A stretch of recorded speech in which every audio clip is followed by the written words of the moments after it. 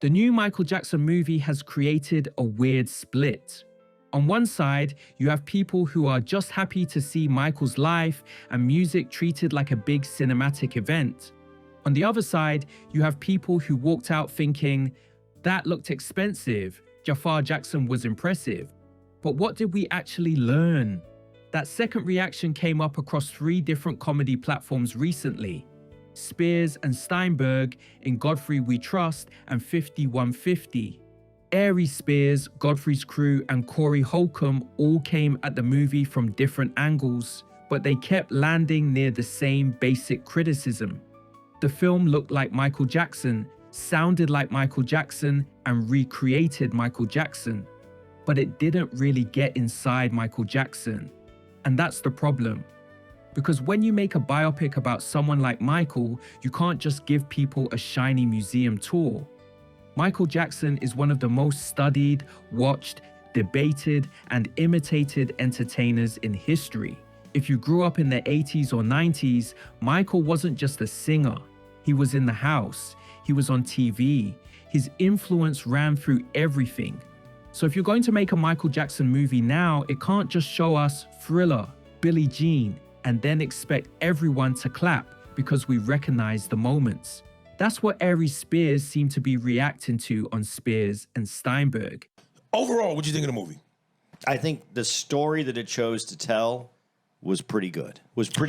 I'd say really, let me go to really good. The story it chose to tell was really good. I'm glad you used that word story. And listen, let me say for the record, I liked it. I thought it was good. But it felt like I was watching a 2-hour music video. Because it lacked, to me, story. And this is why I go, of all the biopics I've ever seen, hands down, and still the undisputed champ of the world, Ray. That story, the story within Ray Charles, then the musical parts of it, Jamie's performance, where you totally was immersed in the fact that that was Ray. The blend of all of that together, the story was solid. This to me felt like, we'll give you some stories so that we could watch these videos. We could recreate these moments, these iconic moments. Thriller, Billie Jean, the Victory Tour, the songs that you knew that touched your soul. Like my man, I said to you in the car, Paige Kennedy, an actor who I know and put on Instagram. He goes, I might be biased because I have such an affinity for Michael Jackson, but this is my 4th time seeing it. Is 4 times seeing it good? It's that good? And I get that completely. Because as a Michael Jackson fan, the concert recreation is only exciting for so long. If I want to see Michael perform Billie Jean, I can watch the real Michael perform Billie Jean. If I want to see Thriller, I can watch the real Thriller. A biopic has to give me what YouTube can't give me. It has to take me behind the image and show me the machinery of the person. That's where this movie falls flat.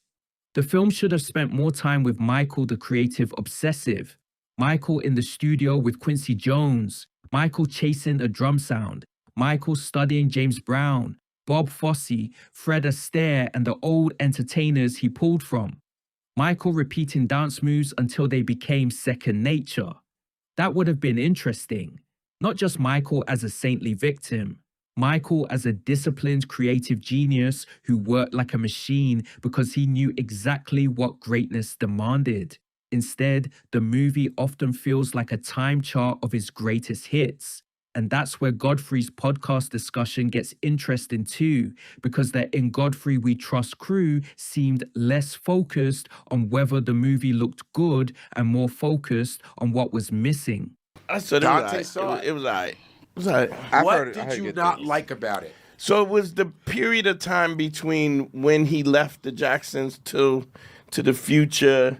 There was no Diana Ross. They didn't put no Diana Ross in there. That's a very significant part. She was dating him. She was fucking him. Because he called his mother lover friend. But that's Dirty Diana. Is it based on Diana? She's Dirty Diana, dog. Can we look up if Dirty Diana had something to do with I did not know that was based off the right. There's a clip. He called her his mother lover friend. back in the day. Yeah, they had That's a my relationship. Yeah. He was fucking her. He was fucking her. Because he was, you know, Stephanie Mills was his first girlfriend. Yeah. Yeah. He was fucking Stephanie Mills. And, you know, he was, they should have showed the Studio 54 when he came to New York They by cut a himself. lot of stuff. I want to see those things. Yeah, it Yeah, wasn't but nothing. they We're just watching jumped- him imitate Mike, and that's Yeah. like, okay, that's cool, but I want to see. Did they talk about the little boys? No. It wasn't. No, that wasn't in. They said there's a part 2, though, coming. I don't know. They 'cause said made- Janet didn't show up. Janet didn't want any parts of it. She didn't want no part of it. Yeah, And that she was sucks. like, I think I she remember. was bitching at the nephew for doing it. Really? Janet was mad at the nephew for doing this. But she supported him. Wait. No, she didn't want him to do it. I don't think she wanted him to do it, but she First, showed up for it's him. Jermaine's son. Jermaine, got cheated on his brother's wife with the wife, right? He was fucking with his brother's wife. Who was? Jermaine. Yeah, Jermaine. One of them babies is What is it, Marlon's or Jackie's I wife? think it's got Jackie. babies with them. Yeah. Real They was crisscrossing real bad. As long as they wasn't hitting nothing dark skin, they was gonna hit it. What? Wow. Well, you know how they was. They was coloring. But I think Janet. I could see her not wanting to be involved. That might be painful. I mean, her and her brother were close. Very, but it should. But yeah, but he close to all of them. I nigga. don't was think like it's a bunch that. of- It's Stop. Yeah. You 60. Stop. Like, what do you think was gonna happen? Nah, I could still see that Janet? she doesn't want to be. Say part of it. you 60 years old. Yeah. Fuck you. Your brother was an icon. Did you think they weren't gonna do fucking movies about this? When legal restrictions remove major people from a life story, the movie starts feeling incomplete. The film may be legally safer, but artistically thinner. They also talked about Rebby Jackson being missing or barely present. and Reby, they didn't even show Reby Jackson. Yeah. What about Reby, the older Reby sister? only had Centipede. Centipede. That was That it, shit though. was I know. hot, No, that though. shit was That was hot. my Can we shit, play a though. little bit of that or no? They're not gonna let us. No, hell no, they're gonna let you. Centipede. Remember she Yeah. had the bullet. Yeah, no, that Man, was the- yeah, the that shit lightning was shit. yeah. And first of all, she was Yeah. fine as fuck. No, they all but gorgeous. she was the prototype of that face. Yeah. Yeah. She's the oldest, so Yeah. everyone ended up looking like her. like her. Oh, Yeah. yeah. Can you pull a picture? I don't know who she is. Reby is their oldest Reby sister. Jackson. Yeah, who she's the one that was fuck like, I'm bad, out of the too. limelight now. She was yeah. bad. She was like, Can you did pull my up a picture, thing, Paco? She stayed in the background. She's like, I'm a Jackson. I'm gonna ride on that and be quiet. That Yeah. song was hot though. That's No, it was. Centipede. It probably could still crack the top hundreds right now. And the centipede. Oh God. Yeah. Oh, wow. That's Yeah, Reby. See Yeah, how it looks like her? yeah. She Ooh. looks, Janet looks just like her. That's Yeah. their oldest Yeah. sister, Reby. Shit, Fine she as fine. shit. Yeah, fine. She I was forgot bad. how good she looked. She dog. was. Yeah. bad. I don't know. She's gorgeous. Yeah. Yeah. You see that? Show her now, Paco. Is she still alive? Yeah. She's still but she stayed out of the limelight. Didn't want to. Yeah. Did that one song and then How old is she? I think, gotta be 60 something. I would think. she'll be older than that. Yeah, maybe She's the closer to oldest. 70. She's the oldest sister. Yeah. Of all. I You're guess right, because she's the first Catherine's kid. still here, right? Catherine's still here, yeah. How old is she, I know Paco? Catherine's still here. Catherine gotta be 90. But underneath the jokes, the criticism is valid. This is supposed to be about the Jackson family, yet key members feel erased or minimized. Janet Jackson is the biggest example. Both Godfrey's crew and Corey Holcomb's crew talked about Janet being basically absent. When I tell you this, you ain't gonna believe. It wasn't no Janet Jackson living with them or nothing. She was erased out of history like on Back in the Future movie. I think she took herself out of it. 10,000 gigawatts, my old boy. He had a DeLorean go back and erase her ass out the movie. Really? She wasn't at the house. Yeah. When they was kids, she wasn't nowhere in this Well, neither was Randy. control. Randy wasn't either. Where was Yeah, but she chose where her. was James DeBarge and all them? They was Who? around the DeBarges was around them. Supposedly, have no time to extend which one of on the the DeBarges movie. got a baby with Janet on the low? You know you heard that. It was story. no Janet in this movie. Was it Chico? Who was the only sister there, D? Latoya. Latoya? She was Did the closest to And she was the only woman in the house besides the mama. No, they mentioned Reby. They what? He mentioned Reby. He mentioned Reby. Oh, that some got family past me. beef. I didn't see that. Yeah, he said Who is something Reby? about Is that Reby about the oldest- that's the Centipede? first one. I heard they had a asexual sex scene with Beat It playing in the background. Where? Michael beating off. Did Did they have any sex scenes in the movie? I ain't see one. He didn't hit Elizabeth Taylor or Diana Ross. None of nobody? that shit was in the movie.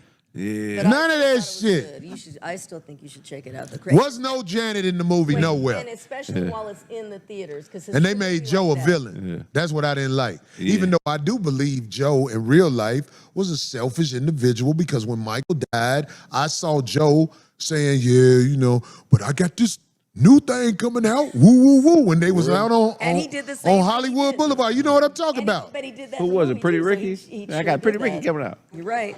He was advertising something else when they asked him about Michael, and he was like, yeah, but look, we doing this now, whoop-de-whoop-de-whoop. So I was like, Well, because he's still Okay. He's still his young.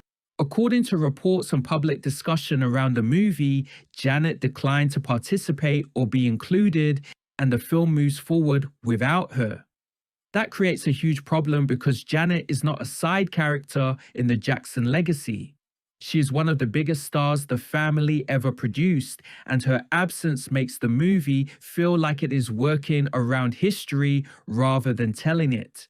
But Corey also had issues with the family erasure and the Joe Jackson portrayal. and they made Joe a villain. Yeah. That's what I didn't like. Yeah. Even though I do believe Joe in real life was a selfish individual, because when Michael died, I saw Joe saying, yeah, you know, but I got this new thing coming out, woo, woo, woo, when they was out And he did the same on thing Hollywood he did. Boulevard. You know what I'm talking about? But he did that. Who in the was movie it? Pretty too, so Ricky's? he I sure got Pretty did Ricky that. coming out. You're right. He was advertising something else when they asked him about Michael, and he was like, yeah, but look, we doing this now, whoop-de-whoop-de-whoop. So I was like, Well, because he's still his Okay. young girlfriend to support. okay, yeah. Yeah, they Joe, was fucking with Joe a Joe. cold piece. But when I tell you this, Joe the reason them people was out there. 100%. Of course, yeah. Back when fathers was in the house and the mama had to shut the fuck up, Yeah. the Jacksons was able to be creative. Because Joe was like, look at me, Michael, don't... Yeah. Ah, Then he started calling him names. He called him. What is pull that belt out. Come here. Come here. That ain't in the black household no more. Ain't no more. Hey, what? When you get your ass whooped in front of your brothers and sisters, Yeah. and your brothers and sisters can't do nothing to help you, they look down the whole time. If they look up, you want your ass whooped too? So I'm fucking a bitch with polio, nigga. I'm mad. Wait. And don't try to grab Hold it. on. Don't try to grab the belt. What you say, D? What happened if you grab the belt? Don't try. You're gonna get more. Oh, you. Oh, you. Oh, you. Ah, that nigga crazy. His point was that Joe was selfish and rough, but he also made that family. He was the architect of their success. In that era, a lot of black fathers were taskmasters. That doesn't erase the cruelty, but it does complicate it. That's the kind of thing the movie needed more of, complication. Because Michael Jackson's life is not simple. Joe wasn't just a monster, and Michael's genius wasn't just nostalgia. That's one of my biggest problems with the film. It wants Michael to be innocent, magical, and misunderstood, but it also wants to show their eccentric parts without really explaining them. That's why comparisons to other biopics hurt it so much. Rocketman, the Elton John movie, was far more creative. It didn't just list events, it used musical fantasy to explore addiction, family wounds, fame, and identity. Control, the Ian Curtis film, used black and white photography and a restrained style to get inside a tragic figure. Ray gave you a full dramatic life, not just a tribute reel. Those movies had points of view. Michael feels scared to have one. And maybe that's because the movie was always trapped by the estate, family sensitivities, legal issues, and the impossible size of the subject.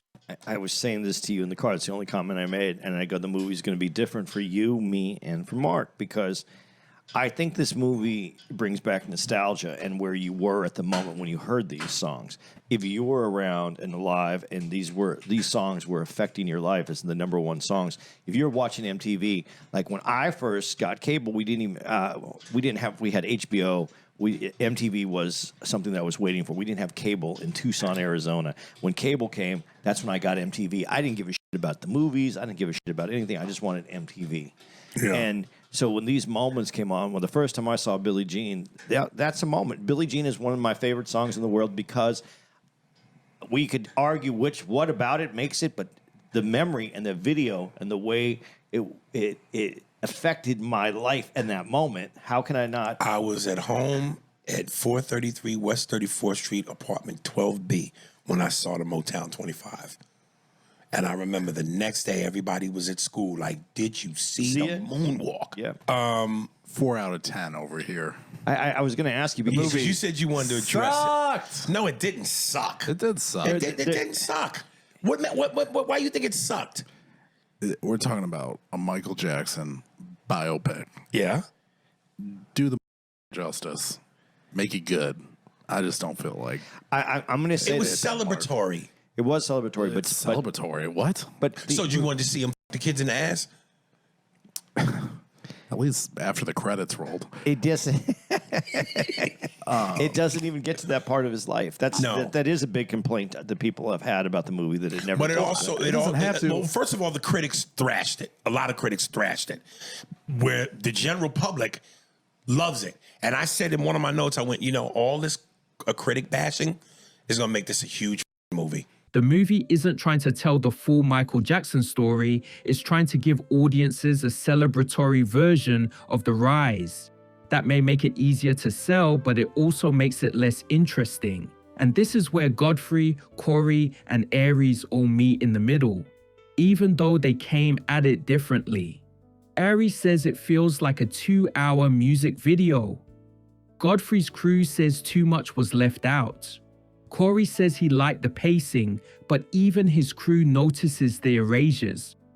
As someone who grew up in the 90s, Michael Jackson was a fixture in my house. I was young, but I knew he was major. And over the years, like a lot of people, I watched the interviews, the documentaries, the behind-the-scenes footage, the music videos, the choreography breakdowns, the influence trails going back to James Brown, Fosse, Fred Astaire, and beyond. So for someone who already knows Michael, this movie gives you almost nothing new. And if you're Gen Z or younger and you don't know much about Michael, I still don't think it gives you enough. You'll learn the basics, you'll see the famous moments, you'll understand he was talented, lonely, pushed hard by his father, and became globally massive. But you won't really understand how he built the work. You won't understand the creative engine behind the spectacle. That's the missing movie. The Michael Jackson movie I wanted was not just the moonwalk, it was the rehearsal before the moonwalk, the studio frustration, the obsession with perfection, the arguments about sound, the dance influences, the fear of falling off, the pressure of being a black child star turned global pop god. Jafar Jackson gave a brilliant performance in places. At times, he was so good that the illusion almost carried the whole thing. But a great imitation is still not a great movie. And that's why the film ultimately fails for me. It doesn't give Michael Jackson the artist. It gives Michael Jackson the playlist. It gives you the hits, the costumes, the dance moves, the trauma notes, but it doesn't give you the man in the studio trying to become impossible to ignore. For casual fans, maybe that's enough. For people who really grew up with Michael, studied him, loved the music, wrestled with the contradictions, and wanted something deeper, it just isn't. The movie didn't need to destroy Michael. It didn't need to turn him into a villain. But it did need to stop treating him like a saint. Because Michael Jackson was far more interesting than that.